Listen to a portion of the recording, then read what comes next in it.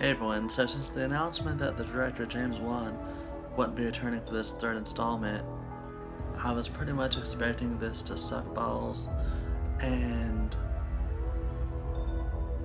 now that director Michael Chain's taken the reins, did my low expectations on this movie make my experiences better? Let's find out. This is Ed Warren, here with Lorraine. Alright, let's get started.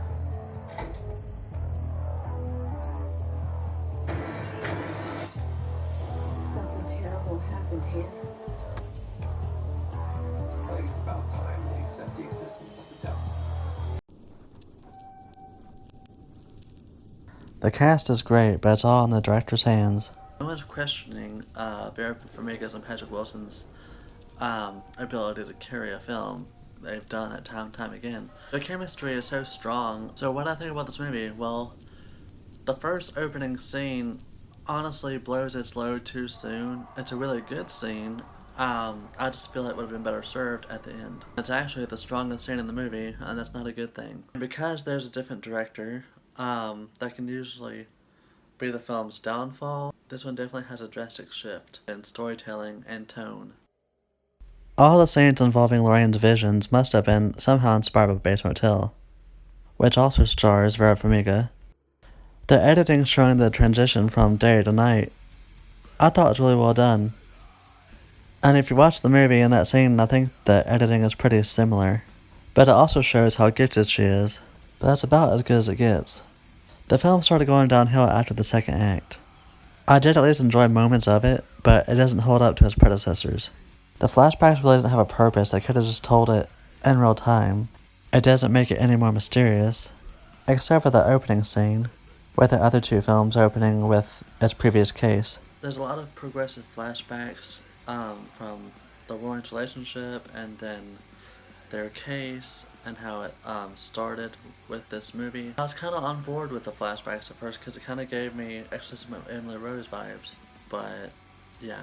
Speaking of similar to that movie, with the courtroom scenes and the trailer, I was expecting there to be more of that just to make it more grounded and give it a realistic environment, something that's pretty common in society. It's like non-existent in this movie. The corpse scene was just silly and cheap. The first scene being so strong, it really hurt the film's ending. The first two going from a supernatural and psychological thriller to a more in-your-face physical slasher, with a lot more contortions that are really overdone.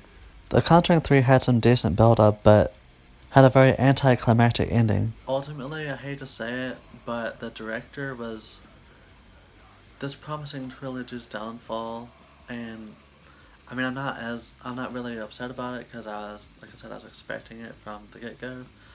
I just, I mean, it wasn't horrible, like, coming from its predecessors, it just didn't match up. That's my view for The Conjuring 3. What's your thoughts? Comment down below and let me know. Lorraine, you need to come back. Is saving him worth everything you have?